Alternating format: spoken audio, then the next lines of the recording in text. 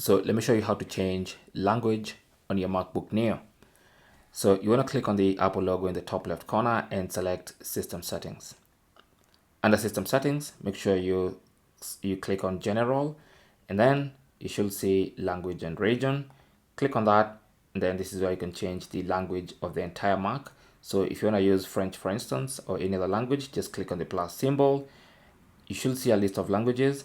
Select the language you want and make sure it's added to the list.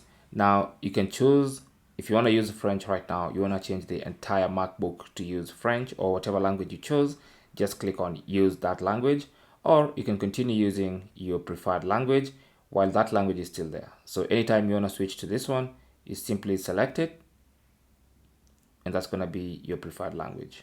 Okay, and I'm going to leave mine on English. Now, if you want to, you can change the language of specific applications. If you scroll down, you should see this applications folder. So you can click on the plus symbol and add a specific application. So let's say for instance, you want to use the CapCut application and you want to use that in French again. Okay, so you can click that and then select that and select the application and the language and click on add. So you can see CapCut is being used in French, even though the rest of the MacBook is being used in English. All right, so you can do that for any app that you want to change the language. Thanks for watching. Don't forget to like and subscribe, and good luck.